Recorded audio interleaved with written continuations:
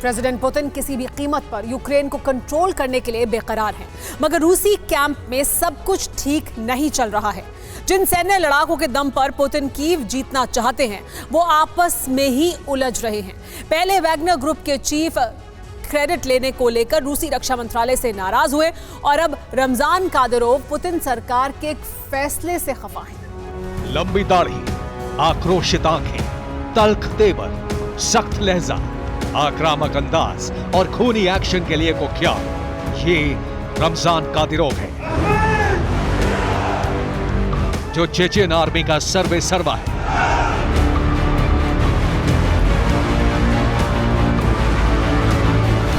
मगर इसकी असली पहचान यह है कि ये प्रेसिडेंट पुतिन का लेफ्टिनेंट है, ऐसा शागिर्द जो रूसी राष्ट्रपति के लिए कुछ भी कर सकता है।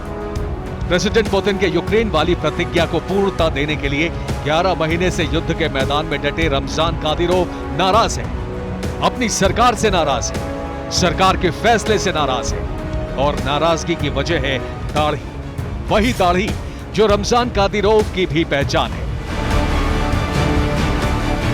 असल में रूस की सरकार ने यूक्रेन युद्ध में लड़ रहे सैनिकों के लिए गाइडलाइन जारी की है और उस गाइडलाइन के मुताबिक रूस की तरफ से लड़ रहे सैनिकों को स्मार्टफोन, टैबलेट के साथ साथ दाढ़ी रखने पर मनाही हो गई है। मतलब जो रूसी सैनिक यूक्रेन में लड़ रहा है वो लंबी दाढ़ी नहीं रख सकता। बस यही बात दाढ़ी वाले रमजान कादिरोव को अखर गई है। रमजान कादिरोव ने कहा है कि चेचेन आर्मी में शामिल ज्यादातर मुस्लिम सैनिक अपने धार्मिक कर्तव्य के तहत दाढ़ी रखते हैं। हालांकि पूर्व रूसी सैनिक नए फैसले का समर्थन कर रहे हैं। रूसी सेना के रिटायर्ड लेफ्टिनेंट जनरल और रूस की संसद के सदस्य विक्टर सोबोलेव ने सरकार के दाढ़ी वाले फैसले का समर्थन किया तो रमजान कादिरोव बिफर पड़े। उन्होंने कहा, जाहिर तौर पर लेफ्टिनेंट जनरल विक्टर सोबोलेव के पास बहुत खाली समय है, उनको फिर से सैन्य आचार संहिता पढ़नी चाहिए।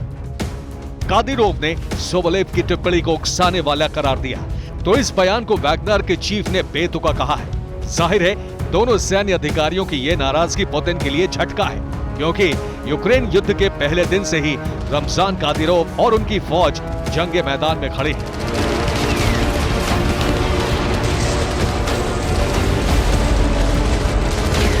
सवाल उठता है कि बीच युद्ध में सरकार ने ऐसा फैसला क्यों किया, वो भी तब जबकि खुद रमजान कादिरोव लंबी दाढ़ी रखते हैं। तो इसका जवाब है निजता।